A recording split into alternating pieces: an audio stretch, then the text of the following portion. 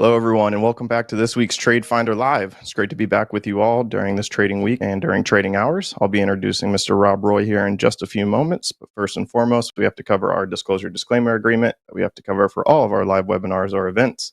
Main thing to take away from this is that we are not licensed investment advisors in the United States, so nothing is to be taken as personal investment advice. Other than that, we can carry on to it's Led Zeppelin time. Those that have been around for some time will know what that means. The song remains the same as the market tries to figure out if the Fed goes to the 25 or 50 basis points, and we'll see what ends up happening there. And I'm very excited to hear Rob's thoughts on how that might influence the upcoming market. So very excited to interact with you all as well. And at this moment in time, I'll introduce the man of the hour, Mr. Rob Roy. Hey, Zach. Hey, everyone. Welcome to this week's TradeFinder Live. Lots to talk about, so let's just jump right into the charts. Looking at the chart of the S&P, the important thing here is the fact that we have recovered the slightly oversold condition that we completed last week on Friday. A little bit of a bounce yesterday.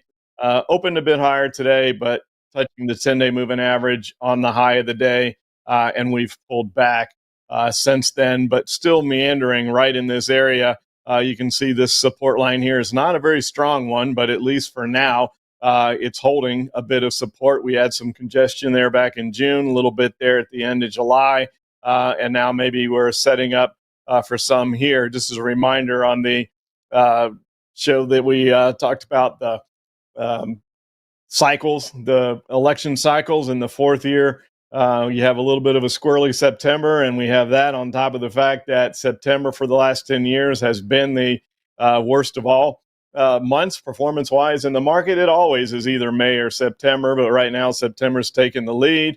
And if you wonder why, just a real quick rundown, May, I think, is pretty self-explanatory. We have tax season in April. Everybody's funding their 401ks, IRAs, last minute. Money comes into the market, and then all of a sudden there's a pause when we get into May as far as new inflows, and so the market tends to move lower. Then September is because we come out of the summer doldrums. There's an old expression in the market: never short a dull market. The markets are a little bit dull as all the traders are on vacation, et cetera, throughout the summer. Tends to be lower volume in the summertime. Then everybody comes back, kids are back in school, and I've always thought that if the market drifted up in the summer, then all the people that missed that push it back down so that we can go back to status quo and start over. And so that's why September is always a challenging month. So we've got a lot of things going on. We've got the normal September seasonality. We have the September of a year four of an election cycle, especially like right now when we have such uncertainty in the election. We have no idea who's going to win the presidency or who controls Congress. Is a toss of a coin at this point in time. The market, just to be clear, we don't play politics here. The market honestly doesn't really care. If you go back and look at the statistics, who's in control, what the market cares about is certainty. It doesn't like uncertainty, and that's what we have right now. Once whatever happens in November, the market will adjust and the money will rotate depending on which party's in control. So the market doesn't really care that much about that. It just wants to know what it's dealing with. And at this point in time, it's unsure. So we're having a little bit of a pullback here.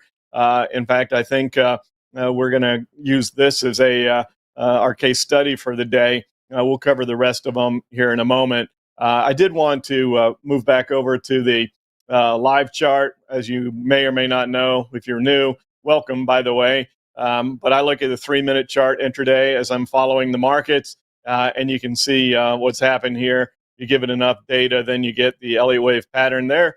And so then you can condense the chart or spread it back out. It wants 377 data points is the way I have it set for the Elliott wave algorithm to show up. And each bar is a data point. So if you're on a 3-minute chart, each one of these bars represents 3 minutes. If you're on an end-of-day chart, each bar represents a day. You can see that we are in a 5-wave to the downside pattern intraday, which means we could be looking at a wave 5 moving lower. We're right here at the wave 4 at roughly a 47% wave 4 correction here. So if this holds true, if this pattern holds true, we're likely going to be moving a little bit lower into the close today. We'll see if that works out. That's one of the cool things about doing these intraday, is we can see if these patterns play out. this one's a pretty decent one. So we'll see. We're right at that 50% corrective level, and also popped up to where we had the support from earlier in the morning, right after the open. You can see down the bottom, 9:30. The blue area is prior to market open. So after hours trading, if you will, then 9:30, and we've just been kind of working our way downward in this 5-wave pattern since then. So the Elliott wave stuff is awesome. It works regardless of the time frame. You can pick your favorite time frame. You don't have to use 3 minutes. That's just my favorite. That's the one that I look at. All right, let's go back to the daily chart. And again, we will see if we can hold this area right here, just above the 540 level. If we don't, it should be a pretty quick move down to 530. That's the next level of support. That's the top of the wave 3. But notice that the algorithm has colored this wave 5 purple. So it's not convinced that we're still in a wave 5.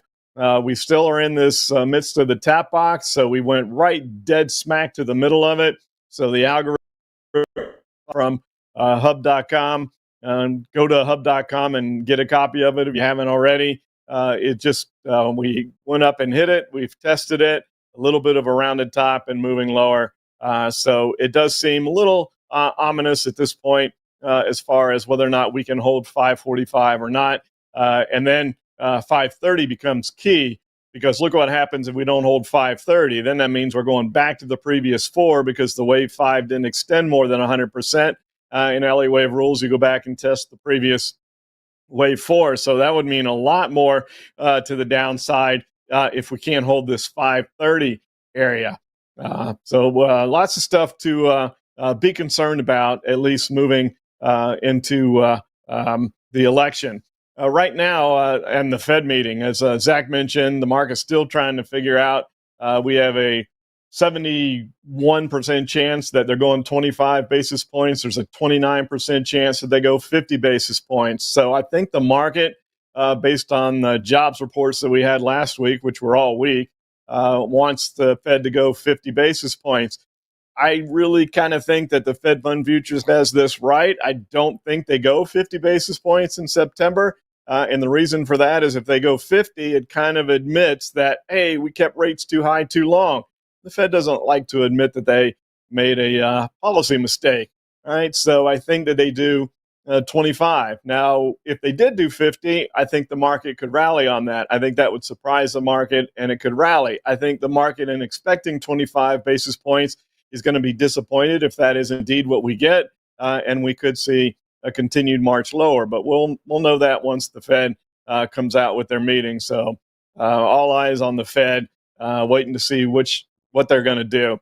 All right, so let's move into talking about rates. We'll look at both the TNX and TNT. We'll get to looking at our previous case studies, but some other news to consider. The financial sector is a sector that you would normally think would do well when you're moving into a period of lower rates with the Fed cutting rates. But then we just had news today from Ally stating some concerns about customer credit. Paying the loans on time, car payments, all those kind of things are starting to show some cracks in the armor. So they're expressing concern about that. So pretty much everything financial is down today. And if you're wondering why, that's why. It's the news from a little bit there. We're going to move down in rates. Comment here before over the weekend, U.S. market up. Remember, we did that every weekend over on YouTube. And if you haven't gone, you can go to the Elliott Wave Options page and watch the weekend update there. Subscribe, and you get notified every time we post one of those. But I'd made a comment a couple weeks ago when we formed this triangle. I kind of felt like it was a no-win situation. If we break to the downside, that likely means we're getting weaker economic news. That's exactly what's happened. Weaker job reports, which the Fed is going to have to be at some point more aggressive on cutting rates. That's not a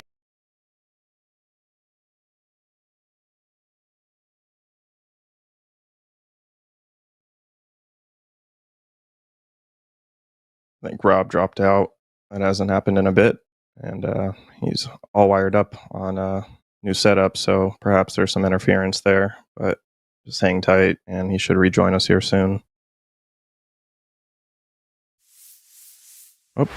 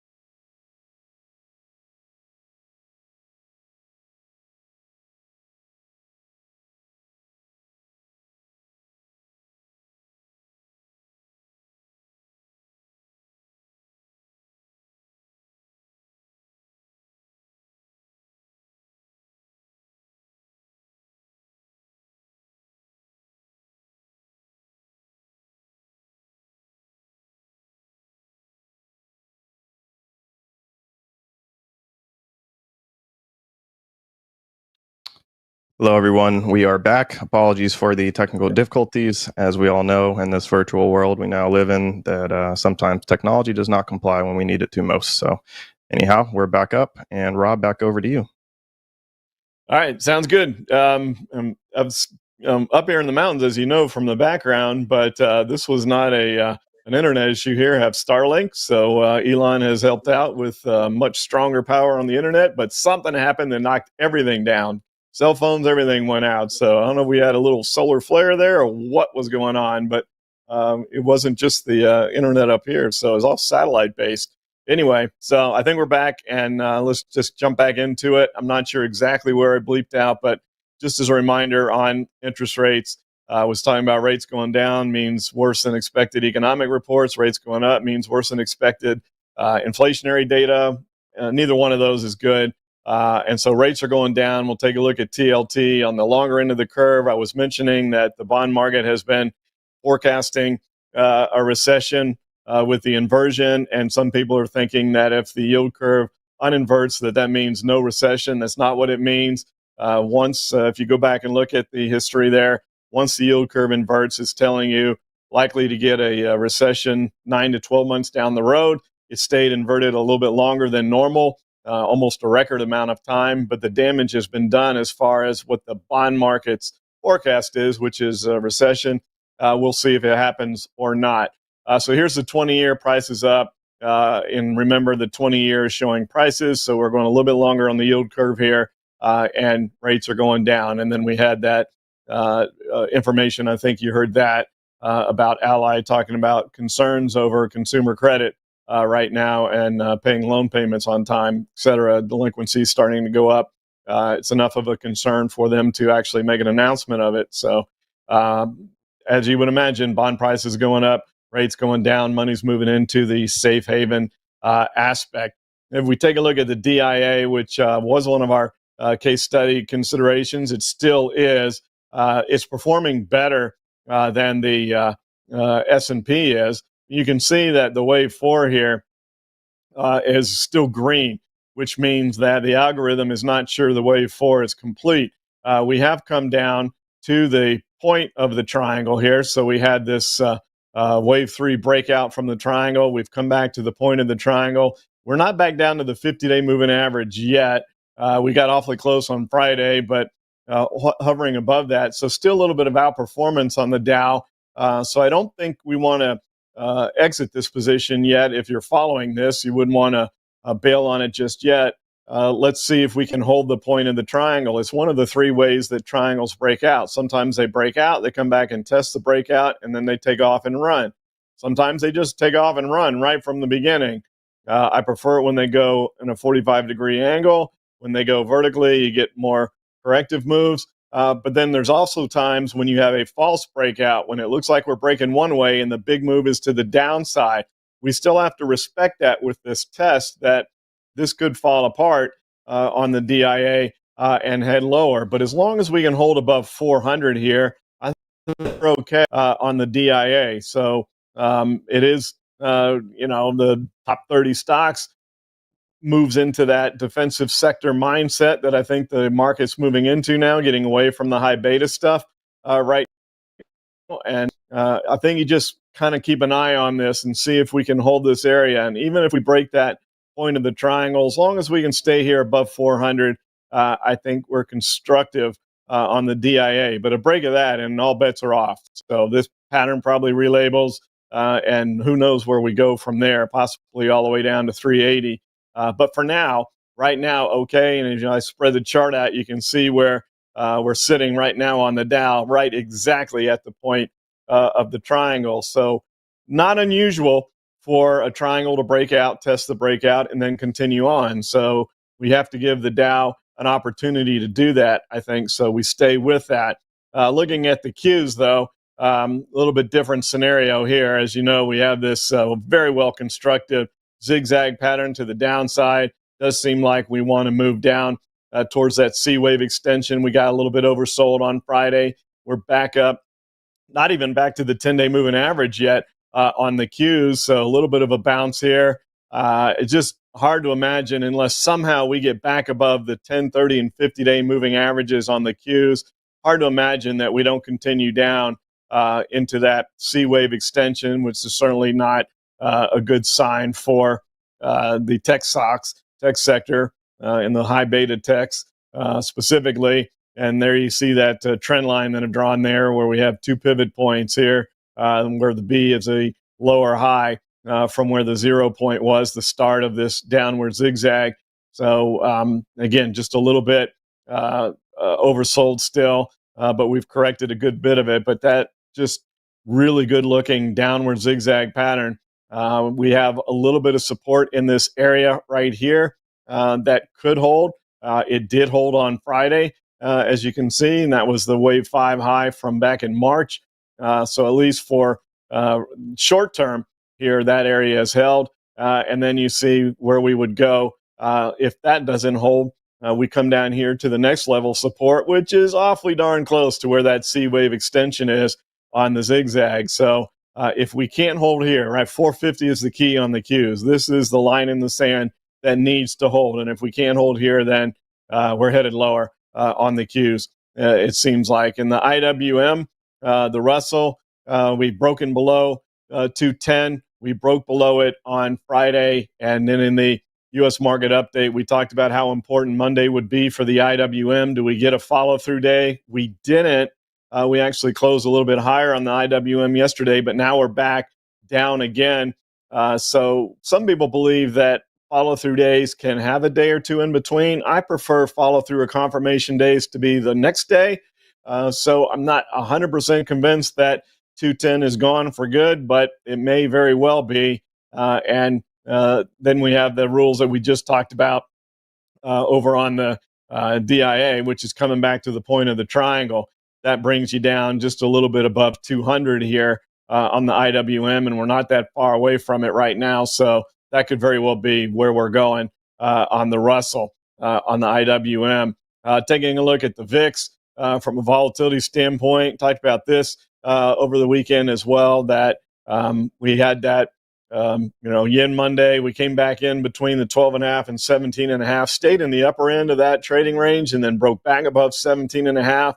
And we're holding above the 10-day moving average on the VIX, which is amazing. So it seems like we're going to hold above 17.5 here for a while, currently trading around 20, which means that more volatility, more intraday movements, which can be fun in the world of options trading because you get quicker moves, but not so much for an upward move. You'd want to see that VIX come back down for a market rally. So I think you do look to the VIX, and I don't think the VIX is as great of an indicator on market movement as it used to be back in the day when it was on the OAX before they switched it to the SPX.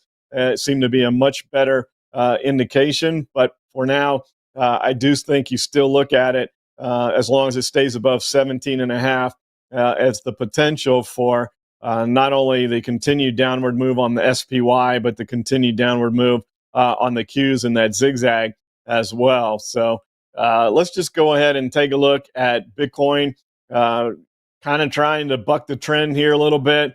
We had a show over on the Hub Financial channel yesterday talking about all things crypto, and Grayscale is having a lot of redemptions. Their fee structure based on our crypto expert is too high, so they're having a lot of redemptions, which means they have to sell to meet them. It works the same way as it does in the equities world, and that's putting pressure on Bitcoin.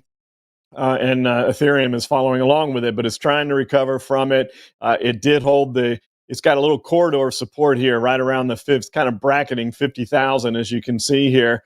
And so far that held. We'll see if it continues to, because if we break this corridor around 50,000, then Zach, you can cue it up. It's a Katie bar the door thing on Bitcoin. Yeah, or at least for the short term. But actually, joking with Jeff last week and during Insiders that I need to have a soundboard ready for those old pillars and Robisms, as we like to call them.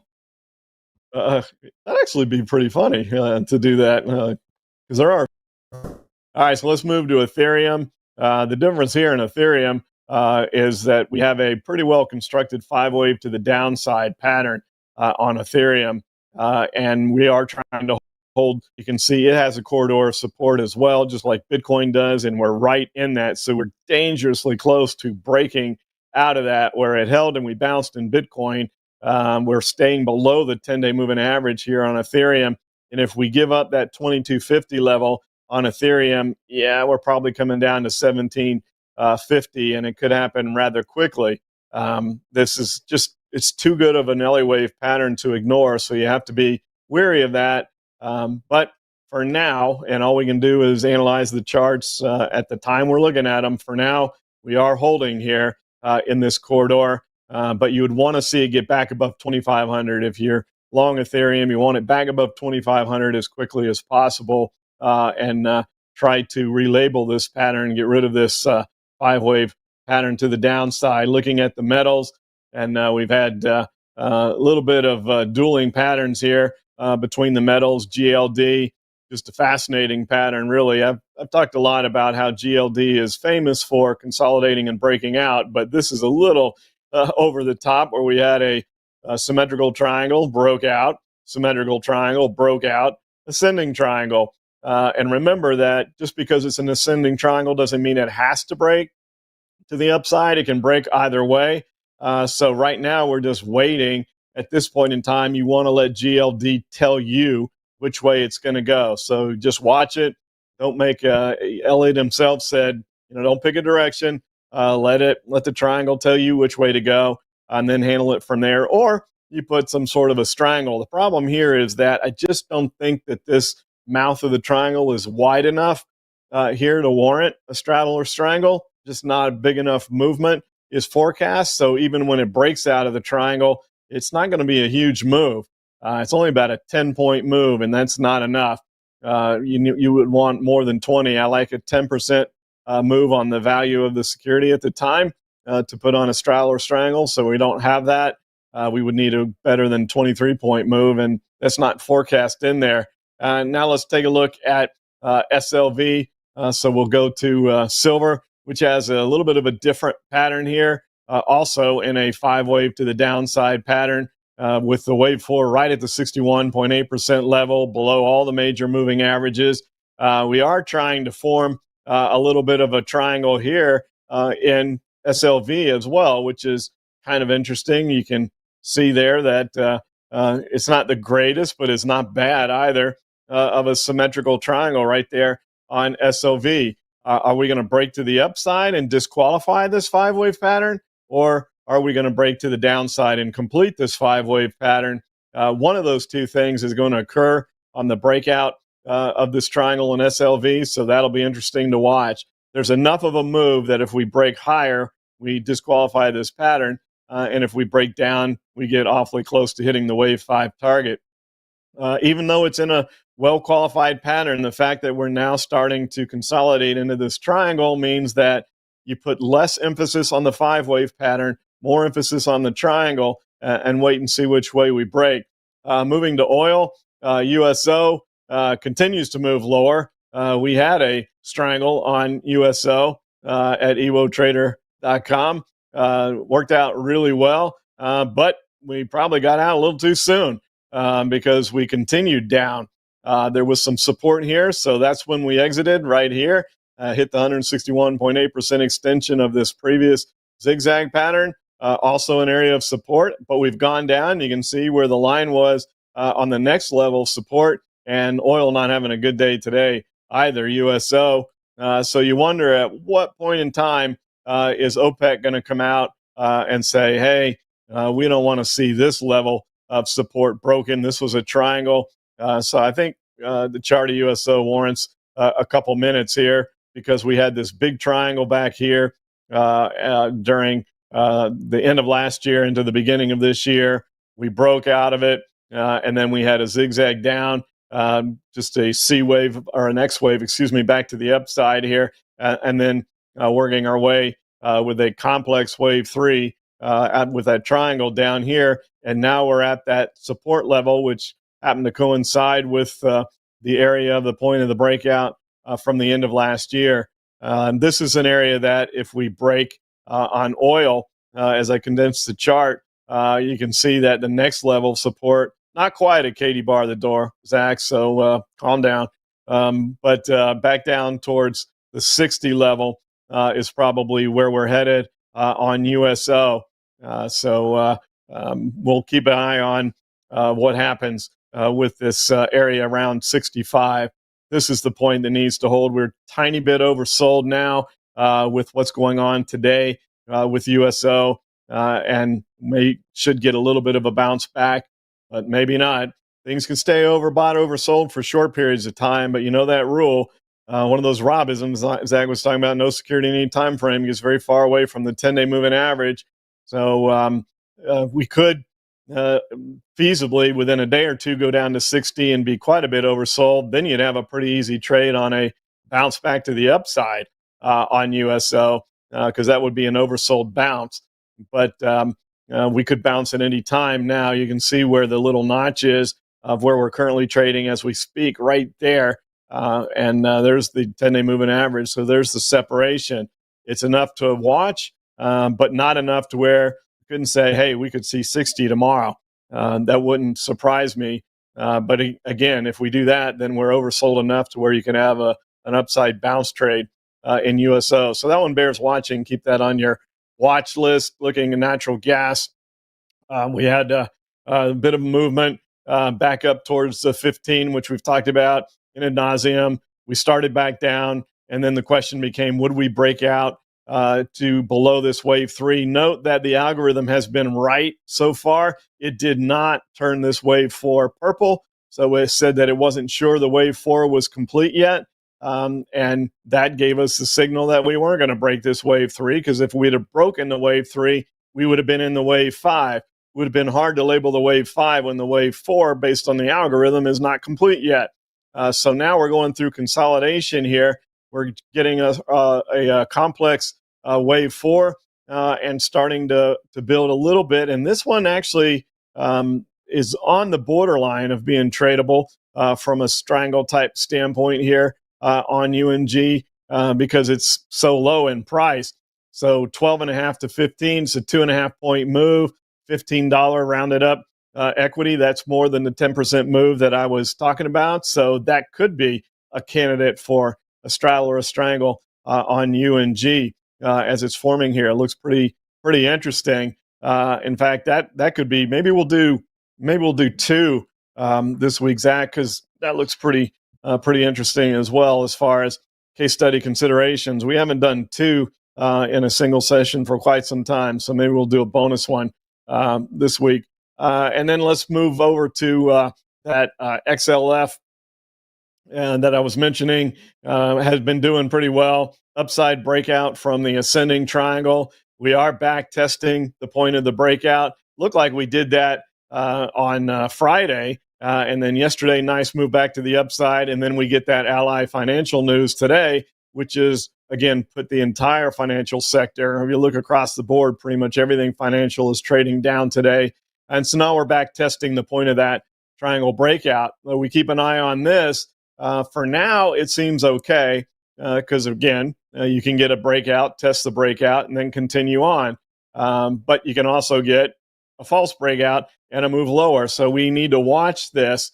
If we can hold here at 44 on the XLF, then we're okay. No harm, no foul, just testing the breakout and off we go. If we break below that, then you look towards, well, this is a false breakout and the big move is lower, and we're probably coming all the way down to the bottom of the triangle, which would be around the 41 level. So we need to watch that close. So of KEY, DIA, and XLF, which would be the three case study considerations here within TradeFinder that you would consider to be still open or followable. None of them really look to exit today, but they're all at points where we have to keep a close eye on them because things could change within the next day or two. Either we get some bounces back in the direction that we were expecting, or all the patterns fall apart. And one thing that I did want to throw out there is there's oftentimes when an Elliott wave pattern fails, the resulting pattern, when there's a relabeling, the resulting pattern actually has a higher percentage chance of occurring than the initial one. So I think that's one of the cool things about Elliott wave. I know some people say, oh, well, the Elliott wave, the pattern's relabel.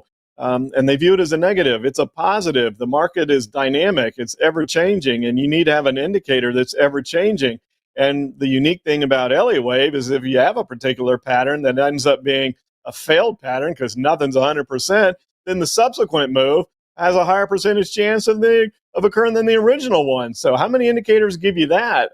It's an awesome thing about it. And so that's something that we can look at, basically flip the script if these patterns become failures and go the other way. So all possibilities over the next couple of trading days. So we'll keep an eye on that as well. I thought maybe we'd throw in a couple of the international markets. We haven't looked at those in a while. I know we had the technology blip here, so we won't spend too much time on this so we can get to the Q&A. But there's Australia, and Australia is going to probably go with whatever happens with gold and silver. It's resource rich. They tend to move with the resources. We had a little bit of an overbought movement here in the wave 5, got away from the 10-day moving average. We've corrected that. Getting back into this area, kind of tested the point of support down here around 24.5. And I think they're just waiting to see what happens with gold and silver. And that could likely be the movement that occurs with Australia. Canada's been following the chart of the EWA pretty closely and still is. You can see extremely similar patterns. Greater than 100% extension on this wave 5, so you don't expect it to move back to the previous 4. So if we break below this level here at 39, very high likelihood that we could hold somewhere around 38 in this area on the EWC. Let's look at EWG for Germany. Get a little glance over there into the Eurozone. And we went up, tested this previous wave 5, weren't able to take it out. And so now we're looking for a bit of a corrective move here. Once again, the wave 5 went more than 100%. So you're not looking for a move all the way back to the previous 4. Maybe down here, where was the previous 4?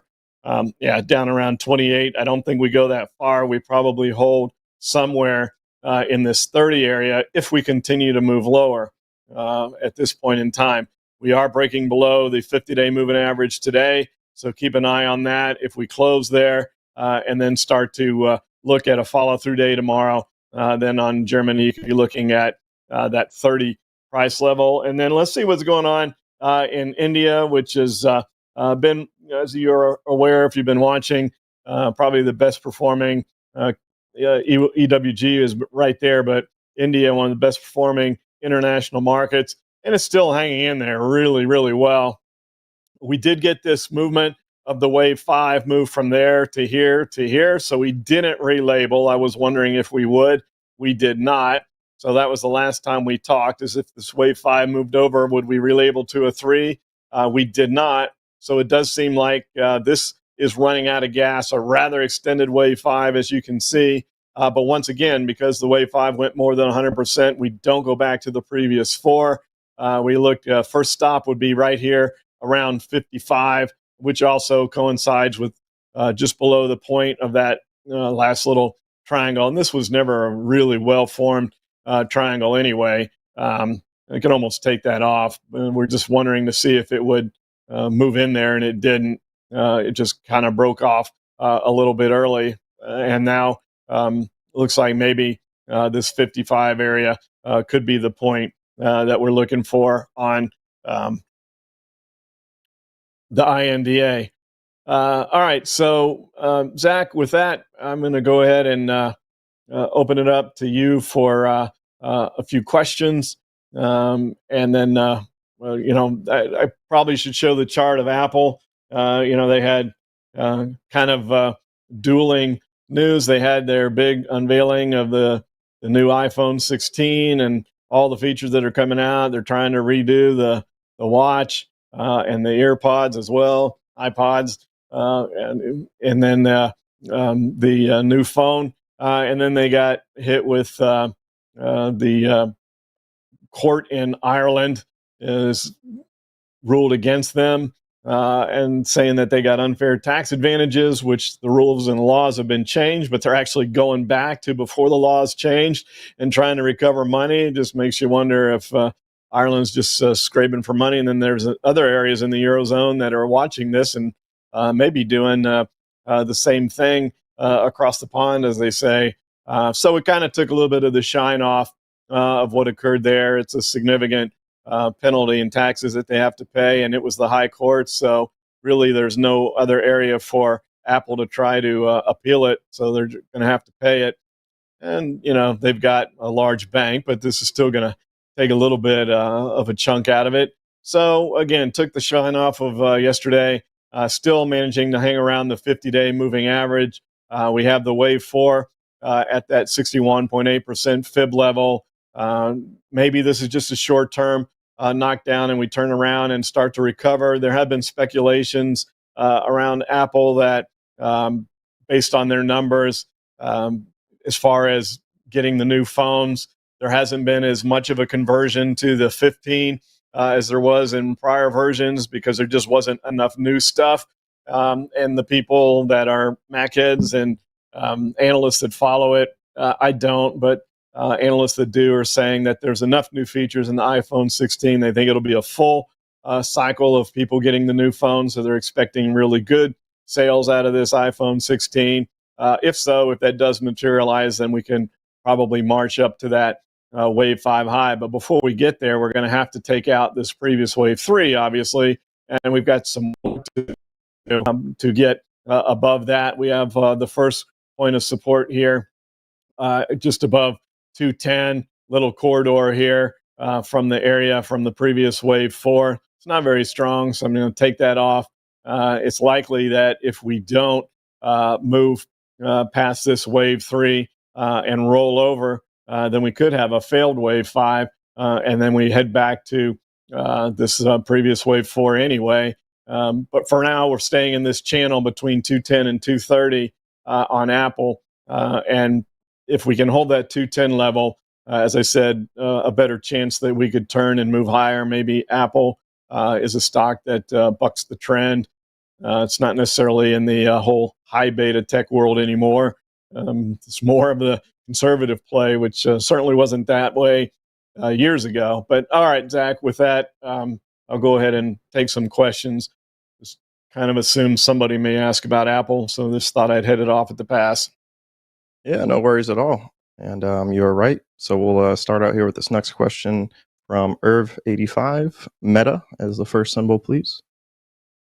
Yeah, Meta is certainly something that we want to keep an eye on as far as what happens with this level here around 500. We are at a wave 4 correction right at the 38.2% level, and it's just had one heck of a run, so you can't count it out. But we're right here also where you can see the convergence of the moving averages, 10, 30, and 50, all coming around. So it's kind of been this way for a few days that we watched this 500 level on Meta. The last 3 days, we've been able to bounce off of it and hold it, even though at this moment we are below the 50-day moving average. We closed below it yesterday. You want to watch 500 rather closely if you're long Meta. You do have the added support from that 38.2% fib level, but if it breaks that, then we're probably coming down here to 450, and we could do that rather quickly because you can see how fast the move up from 450 to 500 was. So that means there's just not a lot of support here. The support is right here at 500. So if we give that up, that's probably a quick move down. It'd actually be a nice short trade, but it has to break 500 first. And so far, we're holding it. So keep an eye on that. If we can hold 500 and bounce, we have some resistance up here, getting close to 550, which is the high from July, as well as this wave 3 high here. But if we bounce, then you might have a bit of an upward trade up towards this wave 3 high in the 550 area. So all eyes on 500 on Meta. Whatever happens here is going to tell you where the next 50-point move is going to be, up or down. Almost worthy of a bit of a straddle or strangle, except it's just such an expensive stock. It would cost too much. But a little bit of a triangular formation, especially with the lower highs here. All right. Sure. Thanks, Rob. Next up, second symbol from Irv85 is going to be PLTR. Can we short PLTR? I'm not sure about shorting it. It had such a big day yesterday, and I imagine the question about shorting it is because it gapped up and it's got separation from the 10-day moving average. Sometimes when you get too far away, you can get a real quick 1 or 2 day trade where you recover that separation from the 10-day moving average. Remember that the gap doesn't have to be filled immediately. Sometimes it takes time. It's more the overbought, oversold condition that you can look for quick short-term trades on. Be a bonus if it came down and filled the gap now.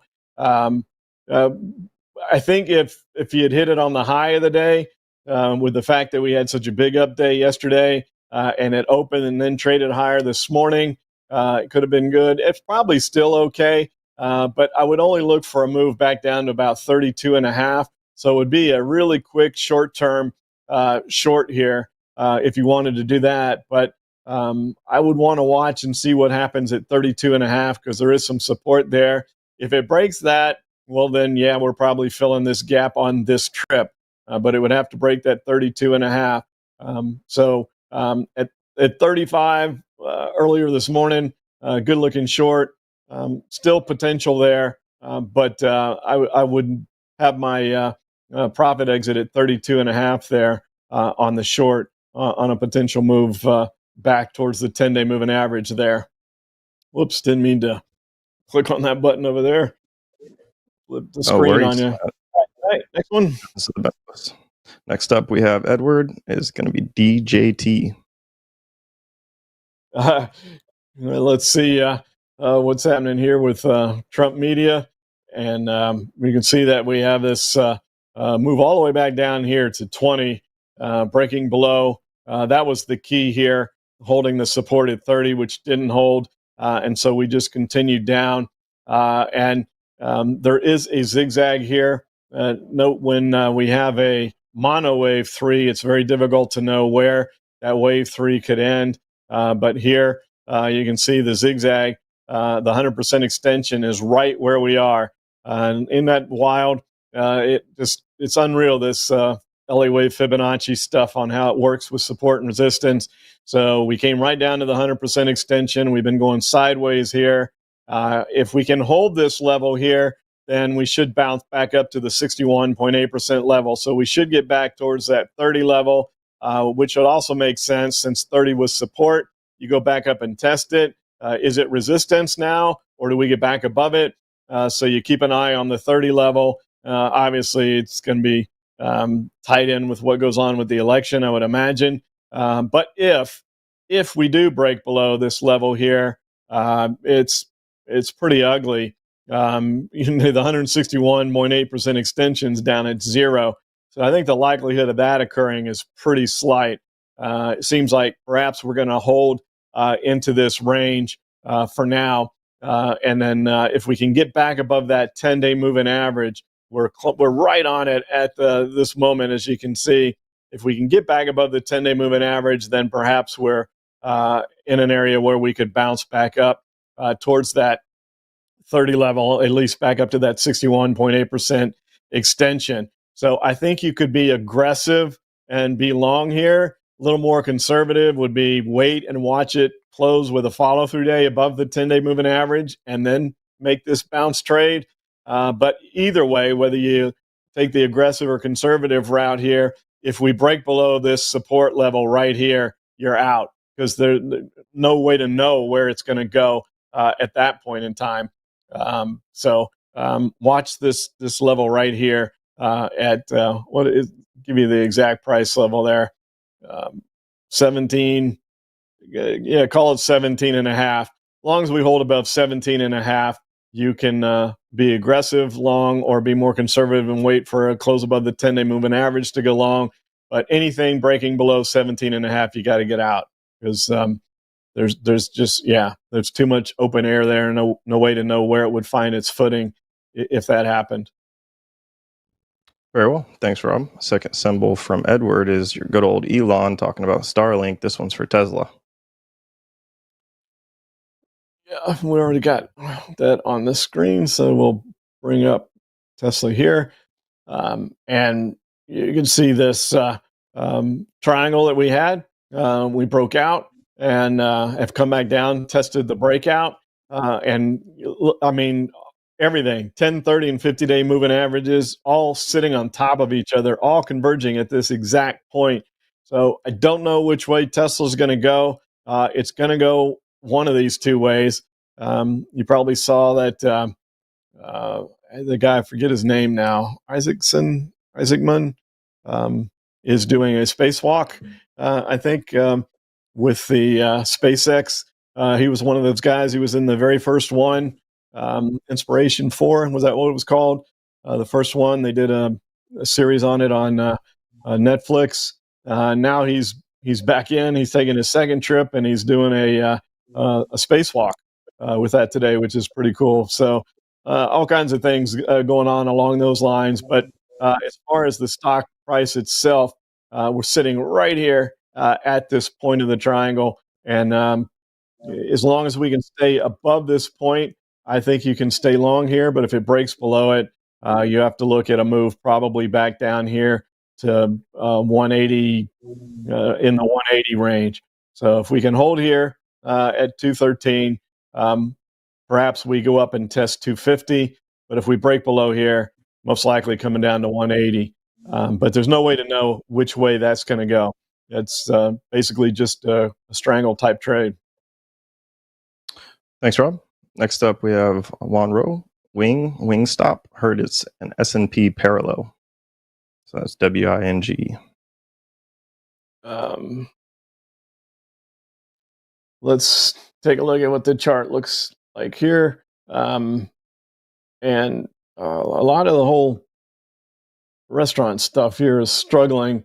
And right here at 375 through this area is support resistance.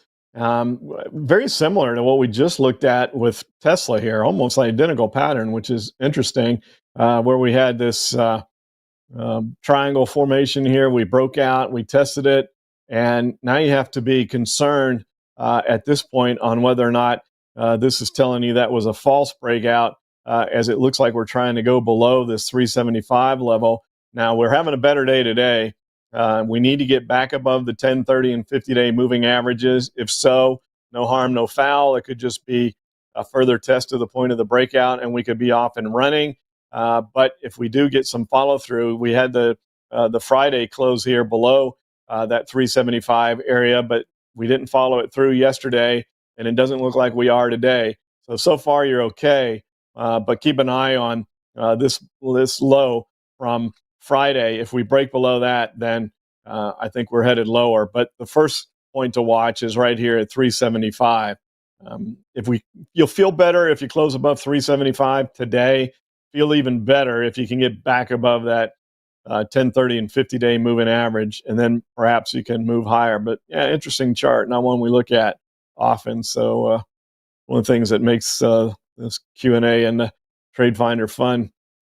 You guys pick some stuff that's not something we talk about every 5 minutes, it seems like. Agreed. I echo those sentiments. Yeah, let's do one more, Zach, and then because we'll do those two posts today. We'll post the S&P, and then we'll post UNG. So yeah, we had a comment that said Tesla is not SpaceX, and I think we're both aware on that one. However, whenever Elon does sell shares of either Tesla or X or any of those other companies, it usually is to cover one of the other companies. So there is correlation, even though they're not the same thing. We'll wrap up with the same. Yeah, I totally agree with you, Zach. And of course, I know they're not the same company, but yeah, anything Elon seems to affect all of his companies. So the only reason I brought it up, I just thought it was an interesting news tidbit, but I guess not everybody thought so. Yeah. He's admitted not wanting to sell those shares, how much he hates having to sell shares to cover Twitter or X, and that's just what has to happen sometimes. But anyways, in intention of time, we will pass through this last question from Pankaj. Can you ask Rob to cover the zigzag on the SMH? I saw that as well, and I think it looks extraordinarily well constructed. You can see that it's still on my chart from looking at it. We got a little bit oversold on Friday, so a little bit of a bounce here. It's just coming back up from the oversold condition. About as well formed of a zigzag as you'd want to see. Unless we violate this B wave, this zigzag is still intact, and nothing moves in a straight line. But I think there's a real good chance that we see the completion of this C wave down to the 175 level. We're getting a little bit of support here from where the A wave low is, and that makes sense, especially when we were already oversold from the 10-day moving average. So I think all that makes sense. But I think this looks pretty constructive as far as a continued move to the downside. on the SMH. But it'll gather some momentum once it breaks below this A wave low. For now, it's going to bounce around a little bit, and that's what you want. Remember that when you have these directional moves, you don't want it to break support or resistance when you're already in an overbought, oversold condition. If you do that, it tends not to hold. So you rather it have a bit of a sideways move, in this case, allowing the 10-day moving average to come down and catch up. You want it to go sideways and churn a bit and then make the break, because it has a higher percentage chance of holding. So if it had continued down, following through with what happened on Friday, then more likelihood that the C wave may have failed and bounced back to the upside. So this is exactly what you want to have happen in a zigzag. Again, there's no guarantees. Nothing's 100%. But those are the rules that you follow, and that's what you want to see. But I do think that's an awfully good-looking zigzag setup right there, especially with the B wave right in that 61.8% level. So I think it looks good, Pankaj. I'd hang in there for now and see if we don't take out that 200 level. Very well. All right, Since Zach. we have a few ideas, you want to head over to the platform. I'll show everyone how to post. Okay, yep, let's do that. Alrighty, sounds like a plan. Sorry, let me get my toolbar back over here. Oh, there we go. In the record of saving time, let's just do the S&P, and then we'll come back and add the UNG one afterwards. Okay. Yeah, no worries at all. So as you can see, everyone, I just clicked that light bulb up over here on the left side or the right side for this left, and that will bring you over to the create an idea or a post. If you're ready to create an idea, that's essentially saying that you're ready to execute this position as if it was real time and you're risking real capital. It'd be the same. You could equate it to paper trading for if you have a brokerage that offers that method. So you have all the real time data. You're just not actually risking any capital. If you create a post, that's essentially a draft idea. The criteria is not fully met for what you're seeing. You might need a day for a pattern to play out a certain way for your strategy, so on and so forth. And if it's just not ready yet, you can create it as a post for reference and then come back and create it as an idea when you're ready. So Rob, you said both of these are going to be ideas? Yes. Very well. And this one's on the S&P? Yeah, SPY. And so I heard you mention possibly 3. We're just going to go with the 2? As far as case study considerations? just the 2, SPY and UNG. But we'll just post this one now, and we'll come back and do the other one. So no worries. What's the target price on the SPY one? 530.